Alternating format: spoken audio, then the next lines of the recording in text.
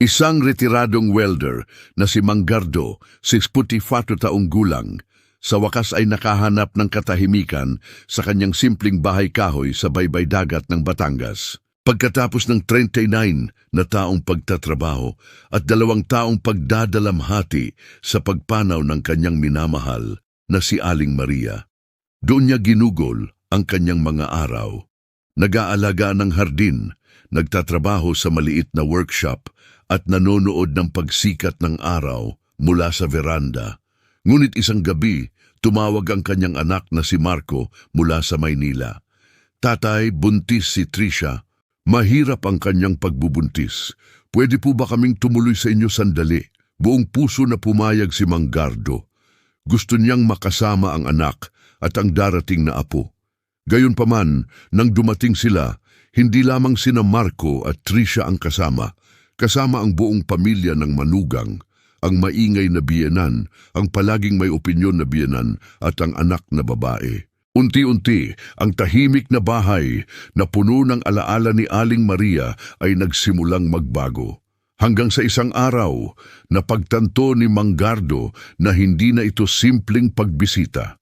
Isang ordinaryong araw ng Martes nang magretiro si Manggardo. Walang espesyal sa araw na iyon, ito lang ang huling araw niya sa pabrika bilang welder. Pagkatapos ng mahabang 39 na taon ng pagtatrabaho, sa wakas ay natapos na ang kanyang mga araw na puno ng init ng welding machine at ingay ng bakal. Kinabukasan, maaga pang umupo si Manggardo sa likod na veranda ng kanyang simpleng bahay kahoy sa baybay dagat ng Batangas. Hawak niya ang isang mainit na tasang kape. Tahimik siyang nanonood habang unti-unti na sumisikat ang araw sa abot tanaw ng dagat.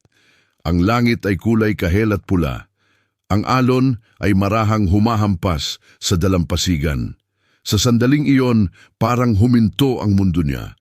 Matagal niyang pinagmasdan ang tanawin. Ang simoy ng hangin mula sa dagat ay humahaplos sa kanyang mukha. At doon niya naramdaman ng lubusan, ito na. Ito ang buhay na pinaghirapan niya ng mahabang panahon. Si Manggardo ay 54 taong gulang na. Matangkad pa rin siya, payat, at ang kanyang mga kamay ay puno ng litik mula sa mga taon ng trabaho. 2 taon na ang nakalipas nang mawala ang kanyang asawang si Aling Maria dahil sa sakit. Ngunit ang bahay na ito sa Batangas ang kanilang pinagsaluhan noong mga masasayang araw. Dito sila nagbabakasyon tuwing tag-init kasama ang kanilang anak na si Marco. Dito rin nila itinanim ang maliit na hardin na hanggang ngayon ay inaalagaan pa rin niya bilang alaala kay Maria. Ngayon ang bahay na ito ang naging tahanan niya. Tahimik niyang hinigop ang kape, walang ingay ng makinarya, walang pressure ng oras, tanging ang tunog ng dagat at ang simoy ng hangin lang ang kasama niya. Sa kanyang dibdib may kakaibang katahimikan na humalo sa kaunting kalungkutan. Matagal siyang nagnilay. 39 na taon, bulong niya sa sarili. Akala ko hindi ito darating, ngunit dumating ito. At ngayon, dito siya, isang retiradong lalaki na may simpleng buhay, isang hardin na inaalagaan, at isang bahay na puno ng mga alaala. Sa unang pagkakataon pagkatapos ng maraming taon, naramdaman niyang siya ay malaya. Malaya na sa hirap, malaya na sa sakit. At handa na para sa bagong kabanata ng kanyang buhay. Hindi niya alam noon na ang katahimikang ito ay malapit ng subukin. Si Manggardo ay 54 taong gulang, isang retiradong welder na matagal nang nagtatrabaho sa isang malaking pabrika sa Maynila. Simple ang kanyang buhay, tahimik at puno ng dignidad. Ngunit sa likod ng kanyang matatag na anyo ay isang malalim na sugat na dala-dala niya. 2 taon na ang nakalipas nang pumanaw si Aling Maria dahil sa kanser. Ang sakit ay mabilis. At ang pagkawala nito ay nag-iwan ng malaking bakante sa kanyang buhay. Ang bahay sa baybay dagat ng Batangas ay espesyal na lugar para sa kanila. Noong 1998, nung bata pa ang kanilang anak na si Marco, doon nila binili ang simpleng bahay kahoy bilang kanilang bakasyunan. Tuwing bakasyon at tuwing may long weekend, buong pamilya silang pupunta rito. Magtitinda ng isda sa dalampasigan, magluluto ng simpleng pagkain at magtatawanan habang nanonood ng pagsikat at paglubog ng araw. Dito rin nila itinanim ang maliit na hardin. Dito rin si Aling Maria ang unang nagmungkahi na magtayo ng maliit na bodega sa likod para sa mga kagamitan. Ang bawat sulok ng bahay na ito ay puno ng mga alaala. Nang mawala si Aling Maria, hindi agad nakayanan ni Mang Gardo na manatili sa kanilang dating bahay sa lungsod. Napakalaki, napakatahimik at puno ng mga alaala na masakit na balik-balikan, kaya ibinenta niya ang bahay sa Maynila. Tinipon ang lahat ng kanyang ipon at lumipat ng tuluyan sa Batangas. Ang dating bakasyunan ay naging tunay na tahanan. Doon niya ginugol ang mga unang buwan pagkatapos ng paglipat. Muling pininturahan niya ang bawat kwarto gamit ang kanyang sariling mga kamay. Itinayo niya ng maayos ang workshop sa likod kung saan siya gumagawa ng mga muebles at iba pang maliit na proyekto. Sumali rin siya sa isang grupo ng mga matatanda sa barangay na naglalaro ng bowling sa damuhan tuwing hapon. Hindi niya akalain na magugustuhan niya ito. Ngunit natuklasan niyang magaling pala siya at sa bawat laro, unti-unti niyang nararamdaman ang sarili niyang katahimikan. Ngayon, ang kanyang mga araw ay simple ngunit puno ng kahulugan. Maagang gumising. Mag-alaga ng hardin na dating alaga ni Aling Maria, gumawa sa workshop, at tuwing hapon umupo sa veranda habang hinahangin ang dagat. Sa kanyang puso alam niyang ito ang buhay na gusto niyang ipagpatuloy. Isang tahimik na buhay, isang buhay na puno ng alaala ng pag-ibig na hindi kailanman mawawala.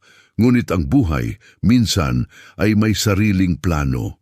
At ang katahimikang ito ay malapit ng magbago ng tuluyan. Isang gabi, habang abala si Mang Gardo sa kanyang maliit na workshop sa likod ng bahay, biglang tumunog ang kanyang telepono.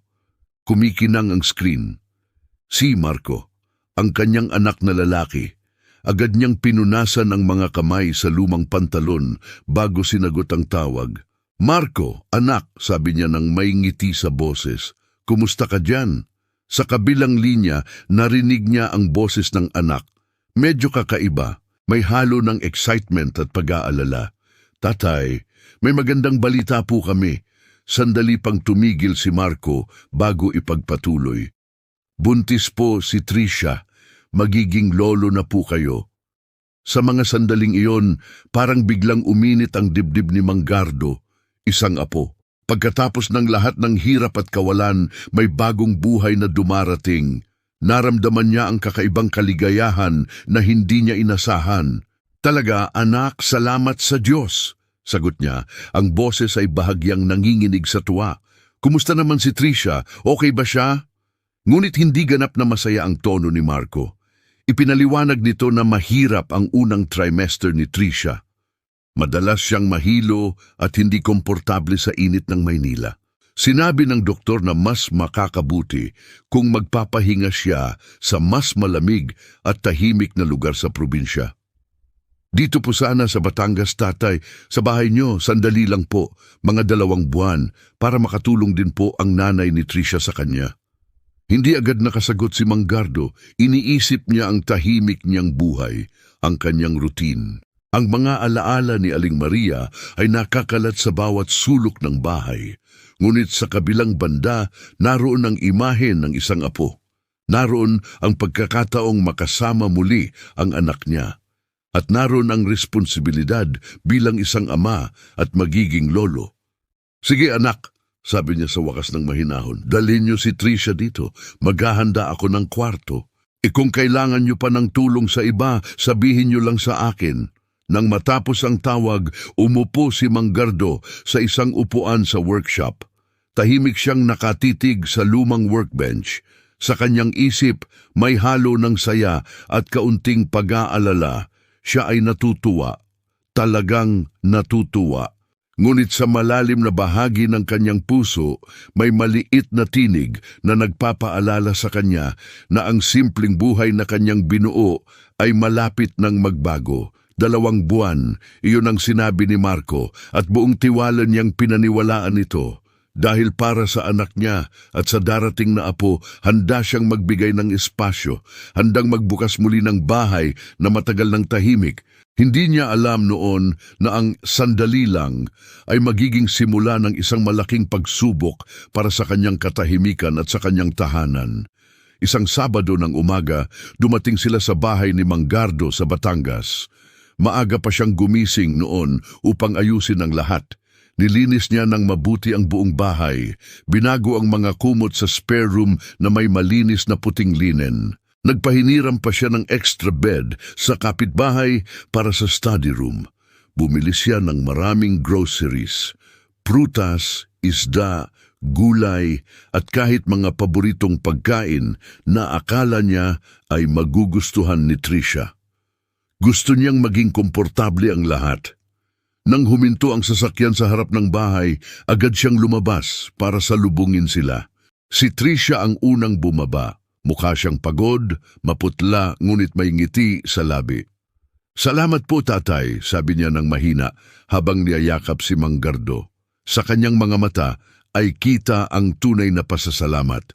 Kahit papaano, naaliw si Manggardo. Para sa kanya, sapat na ang makita ang manugang na ligtas at masaya. Ngunit pagkatapos ni Tricia at Marco, may mga sumunod pa. Si Mr. Ray, isang malaki at maingay na lalaki, ang unang pumasok ng parang nasa sariling bahay na. Diretso siya sa kusina, binuksan ang refrigerator at tiningnan ang laman nito. "Mukhang kailangan pa ng dagdag, pare," sabi niya ng malakas. Sumunod si Mrs. Cheryl na abala sa kanyang telepono. Pagpasok pa lang, nilibot niya ang paningin sa sala at komentong walang ano-ano. "Medyo masikip pala ang sala niyo, Manggardo, pero okay lang, kaya nating ayusin." At si Tamsin, ang nakababatang kapatid ni Tricia, ay halos hindi man lang tumingin sa kanya. Nakasaksak ang 2 earphones sa tainga at diretso na sa loob ng bahay na parang walang pakialam. Sa loob ng ilang oras pa lamang, nagsimulang magbago ang dating tahimik na bahay. Nang tanghali na, si Mr. Ray ay nakaupo na sa paboritong armchair ni Manggardo at nanonood ng telebisyon. Si Manggardo naman ay nakaupo sa stool sa kusina, hawak ang tasa ng kape. Tahimik niyang pinagmamasdan ang mga nangyayari sa paligid. Siya ay masaya dahil nandito ang anak niya at si Tricia. Ngunit sa kaloob-looban niya, may maliit na kakaibang pakiramdam. Parang biglang nawalan ng espasyo ang kanyang maliit na mundo. Parang ang kanyang tahanan ay unti-unti nang pinupuno ng presensya ng iba. Gayunpaman, pinili niyang manahimik. Ito ang para sa kanyang anak. Ito ang para sa darating na apo. At bilang isang mabuting ama at magiging lolo, handa siyang magtiis ng kaunti. Hindi niya alam noon na ang unang araw na ito ay magiging simula ng maraming pagbabago na hindi niya inaasahan. 2 linggo pa lamang ang nakalipas nang magsimulang magbago ang lahat sa bahay ni Manggardo. Unti-unti, maliit. Ngunit sapat na upang maramdaman niya ang kakaibang diin sa kanyang dibdib. Isang umaga, nang pumasok siya sa banyo, napansin niyang nawawala na ang kanyang mga lumang tuwalya. Sa kanilang lugar ay nakasabit ang mga bagong tuwalya, malambot, mamahalin at may inisyal na T sa gilid. Ang kanyang mga tuwalya ay itinabi sa pinakailalim na istante. Parang biglang naging bisita na siya sa sariling bahay. Hindi pa tapos doon. Sa kusina, ang kanyang matandang coffee maker na ginagamit niya araw-araw ay itinulak na sa likod ng counter. Kapalit nito ay isang makintab na coffee pod machine. Nang tanungin niya si Mrs. Cheryl tungkol dito, ngumiti ito at sabi, "Hindi po kasi nakakatanggap si Tricia ng amoy ng filter coffee, Manggardo. Nakaka-trigger po ng kanyang morning sickness. Ito raw po ang mas neutral." Tumango na lang si Manggardo. Ngunit sa loob-loob niya, parang may kung anong sumakit. Sa likod ng bahay lalong lumalala ang sitwasyon. kahit na sinabi na niya kay Mr. Ray na huwag manigarilyo malapit sa workshop dahil puno ito ng kahoy at kemikal. Nakita pa rin itong nakaupo sa hagdanan at nagpapausok. Nang pakiusapan niya itong huwag gawin, tumawa lang si Mr. Ray at sabi, "Nasa labas naman ako, pare. Hindi naman sa loob." Si Tamsin naman ay unti-unting inukupa ang study room. Inilipat niya ang mga libro ni Manggardo sa sahig upang maglagay ng kanyang mga damit at gamit. Ang dating maayos na kwarto ay nagiging magulo at puno ng mga bagay na hindi niya kilala. Sa bawat araw na lumilipas, mas lalong sumisikip ang dibdib ni Manggardo. Gusto niyang sabihin ang kanyang nararamdaman. Gusto niyang ipaalala na ito ang kanyang tahanan. Ngunit sa tuwing titingnan niya si Tricia na mukhang pagod ngunit masaya, at si Marco na masigasig na nag-aalaga sa kanyang asawa, napipigilan niya ang sarili. Para sa kanila ito, paulit-ulit niyang sinasabi sa sarili, para sa apo ko, sandali lang naman. Ngunit sa gabi, kapag nag-iisa na siya sa workshop, tahimik siyang nakaupo at nagninilay. Naramdaman niya ang unti-unting pagkawala ng katahimikan na matagal niyang pinaghirapan. Siya ay nagtiis, siya ay nagpasensya. Ngunit ang kanyang puso ay unti-unti nang nagiging mabigat at sa kauna-unahang pagkakataon nagsimulang magtanong si Manggardo sa sarili. Hanggang kailan niya ito kakayanin? Sa ikatlong linggo, may isang bagay na unti-unting nagbago sa loob ni Manggardo. Hindi na siya basta nagtiis ng tahimik. Sa likod ng workshop sa ilalim ng maliwanag na ilaw, binuksan niya ang isang lumang notebook na matagal nang nakatago. Araw-araw, tahimik niyang isinusulat ang lahat. Ang petsa, ang oras, at ang mga bagay na nangyayari sa kanyang tahanan. Isinusulat niya ang tungkol sa mga bagong tuwalya, ang coffee pod machine, ang usok ng sigarilyo ni Mr. Ray ay malapit sa workshop. Ang mga damit ni Tamsin ay nakakalat sa study room. Lahat walang palalampas. Habang sumusulat siya, unti-unti niyang napagtanto ang isang bagay na mahalaga. Hindi na ito simpleng pagbisita ng 2 buwan. May iba na ang nangyayari. Parang unti-unting kinukuha ang kanyang tahanan. At ang katotohanan iyon ay dahan-dahang nagpapabigat sa kanyang dibdib. Isang hapon, habang nasa sasakyan siya papunta sa barangay, tinawagan niya ang isang abogado na kilala niya. Si Attorney Elena Reyes. Isang matatag at maalam na abogado na tumulong sa kanya noon sa mga papeles ng asawa niya. "Ate, may problema po ako," sabi niya ng mahinahon.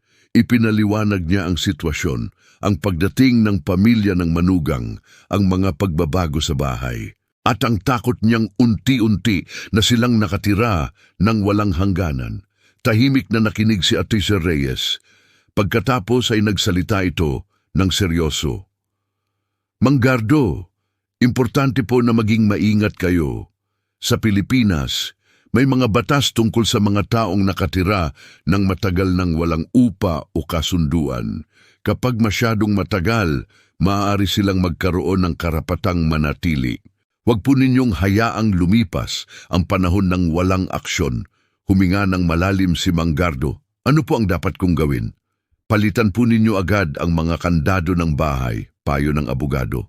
"At patuloy ninyong isulat ang lahat. Ang bawat detalye ay mahalaga kung sakaling kailanganin sa hinaharap." Nang matapos ang tawag, nakatulala si Manggardo sa manibela ng sasakyan. Hindi niya akalain na darating siya sa ganitong punto. Siya, isang simpleng retiradong welder, kailangang maging maingat sa sariling anak at pamilya niya.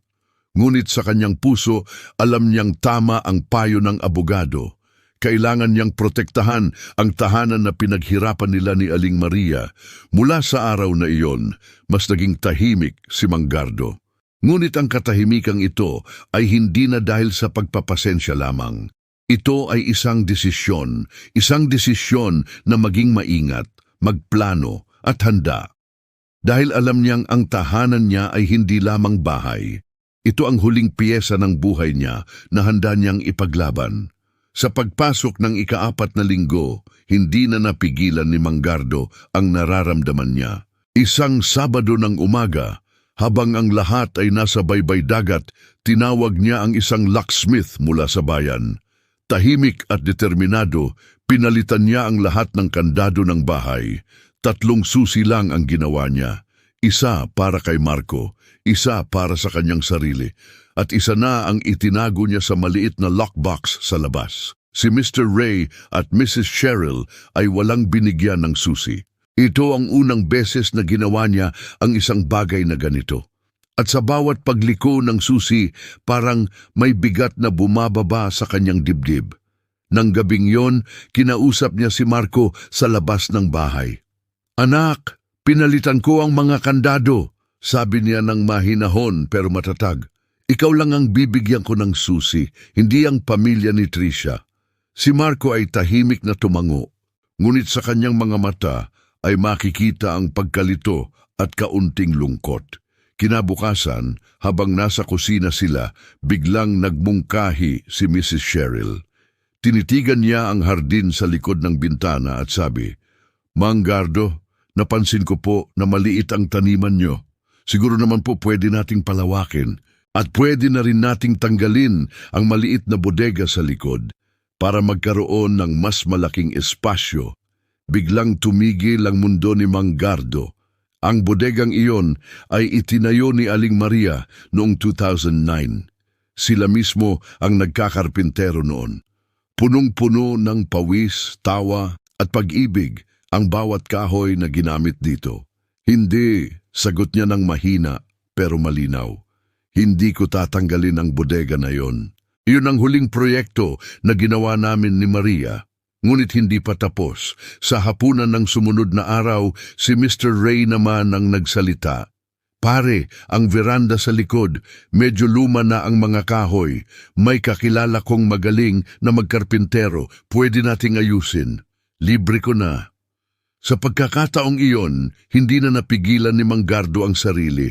Tumayo siya ng dahan-dahan. Tiningnan niya ng diretso si Mr. Ray at sabi, "Walang magbabago sa bahay na ito nang hindi ko sinasang-ayunan. Ito ang bahay ko. Ito ang bahay na pinaghirapan ko kasama ang asawa ko.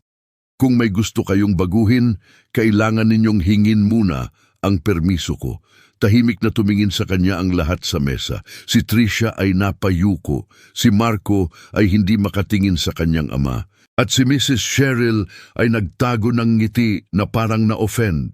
Sa gabing iyon, habang nag-iisa sa workshop, naramdaman ni Manggardo ang kakaibang lakas.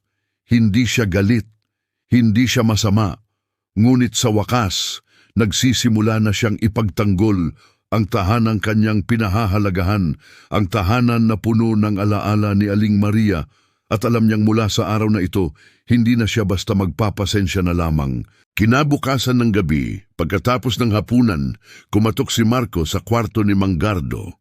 Tahimik na binuksan niya ang pinto. Nakita niya ang anak na lalaki na nakaupo sa dulo ng kama, katulad noong bata pa ito at may gustong sabihin na mahirap. "Tatay, kailangan po nating mag-usap," sabi ni Marco ng mahina. Umupo si Manggardo sa upuang kahoy malapit sa bintana. Hindi siya nagsalita. Hinihintay niya ang anak na magpatuloy. Huminga ng malalim si Marco bago nagsimulang umamin. Ang pamilya ni Tricia, hindi po sila nagpunta rito ng sandali lang. May plano po silang manatili ng mas matagal. Ipinaliwanag ni Marco na nahihirapan na raw sila sa pag-upa sa Maynila. Tumataas ng tumataas ang upa at hirap na hirap silang makahanap ng bagong matitirhan. Kaya naisip nilang ang bahay sa Batangas ay maaaring maging solusyon para sa kanila. "Akala ko po, maayos naman lahat," dagdag ni Marco.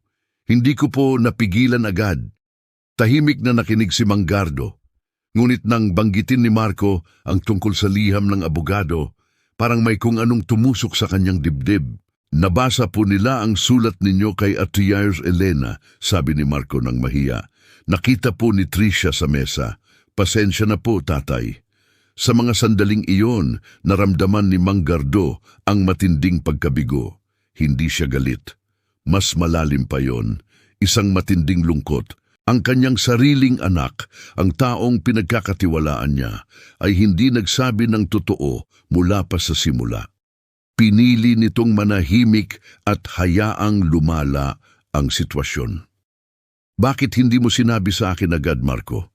Tanong niya ng mahinahon. Walang galit sa boses, ngunit puno ito ng sakit.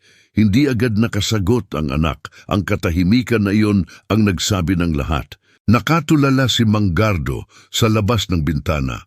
Nakikita niya ang jacaranda tree na itinanim nila ni Aling Maria noon. Sa dilim ng gabi, ang mga sanga nito ay bahagyang gumagalaw sa hangin. Sa kanyang puso, maraming bagay ang nagbagsak. Nalulungkot siya dahil ang anak niya ay hindi pa rin sapat ang tapang para maging tapat. Nalulungkot siya dahil ang simpleng oo niya noon ay ginamit laban sa kanya. At higit sa lahat, nalulungkot siya dahil ang tahanan na kanyang pinahahalagahan ay halos mawala na sa kanya nang hindi man lang niya namalayan. Ngunit kahit ganito ang nararamdaman, pinanatili ni Manggardo ang kanyang kalmado. Hindi siya sumigaw, hindi siya nagalit. Siya ay nanatiling isang ama na matatag kahit masakit ang kanyang dibdib. Umuwi ka na sa kwarto, anak, sabi niya ng mahina. Kailangan ko munang mag-isip.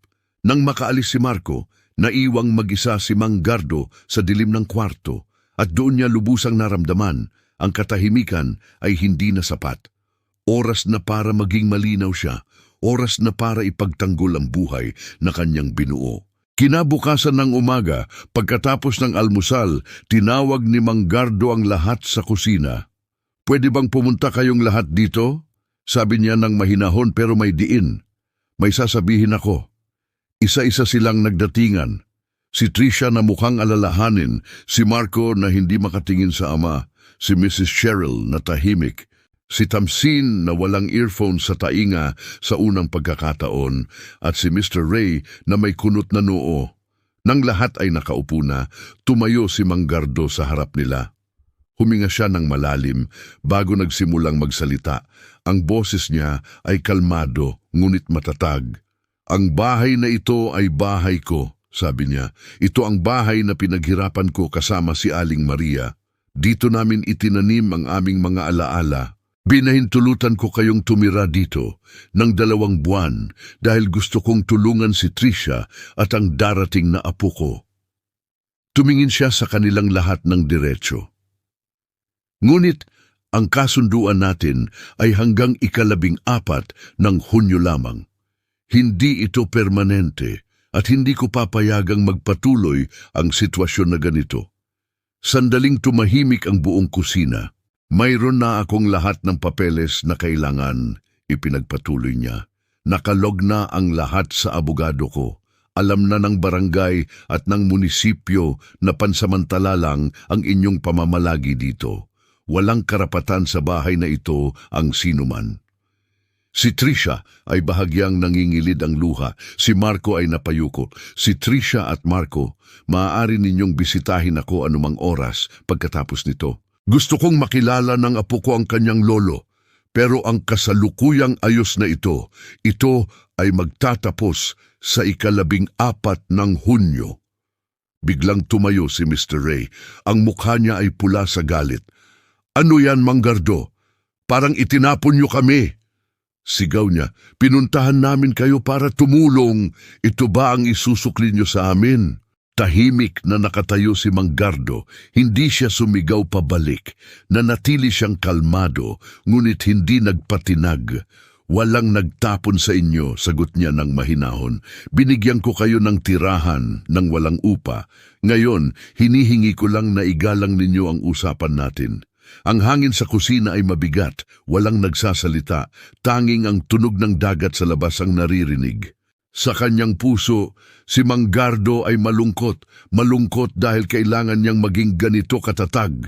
Ngunit sa kaloob-looban niya, alam niyang tama ang kanyang ginagawa. Ito ang kanyang tahanan at oras na para ipagtanggol ito. 2 araw pagkatapos ng malaking usapan, umalis sina Mr. Ray at Mrs. Cheryl. Hindi na sila nagpaalam kay Manggardo. Tahimik na nilang isinakay ang mga gamit sa sasakyan at umalis ng walang salita. Si Tamsin naman ay umalis pagkalipas ng ilang araw. Bago siya umalis, nilinis niya ng maayos ang kwarto. Iyon na marahil ang pinakamagandang bagay na ginawa niya sa buong panahon ng pamamalagi nila. Noong 14 ng Hunyo, eksaktong araw ng usapan, umalis din sina Marco at Tricia. Tinulungan sila ni Manggardo na buhatin ang mga bag patungo sa sasakyan. Bago sumakay, niyakap siya ni Tricia ng mahigpit at matagal. May luha sa kanyang mga mata nang sabihin, "Pasensya na po sa lahat, tatay, at salamat sa lahat ng tulong. Gusto ko pong kilalanin ka ng anak namin." Ngumiti si Manggardo ng mahina. "Huwag kang mag-alala, bukas ang bahay ko sa inyo anumang oras. Gusto ko ring makilala ang apo ko." Si Marco ay tumayo sa harapan niya. "Tatay, pasensya na po. Susubukan ko pong maging mas mabuti." Tumango si Manggardo. "Alam ko, anak." Nang makaalis ang sasakyan, nanatili si Manggardo sa labas ng bahay hanggang sa mawala ito sa kanyang paningin. Pagkatapos ay pumasok siya sa loob. Isa-isa niyang ibinalik ang lahat sa dati. Inalis niya ang coffee pod machine at itinabi sa bodega. Ibinalik niya ang lumang coffee maker sa dating lugar nito. Nagluto siya ng kape gamit ang filter na matagal niyang ginagamit. Pagkatapos ay umupo siya sa beranda sa likod ng bahay. Hawak ang mainit na tasa ng kape, tinitigan niya ang dagat na kumikinang sa sikat ng araw. Ang simoy ng hangin ay pamilyar at mahinahon. Sa mga sandaling iyon, maraming bagay ang kanyang pinag-isipan. Naisip niya kung paano ang pag-iisa ay maaring maging sanhi ng pagpayag sa mga bagay na hindi dapat. Naisip niya na ang pagmamahal sa anak ay hindi nangangahulugan na kailangan niyang isuko ang kanyang sariling kapayapaan.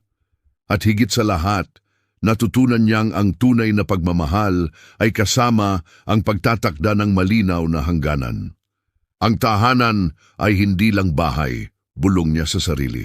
Ito ang lugar ng mga alaala. Ito ang huling bahagi ng buhay ko na dapat kong protektahan. Ang jacaranda tree na itinanim nila ni Aling Maria ay muling namukadkad ng maganda noong taong iyon. Parang isang tahimik na paalala na ang buhay ay patuloy at ang mga alaala ay nananatili. Si Manggardo ay ngumiti ng mahina. Pagod siya, malungkot siya, ngunit sa kanyang puso siya ay payapa dahil sa wakas nakuha niya muli ang tahanan niya. At sa pagkakataong ito, alam na niya kung paano ito pangalagaan.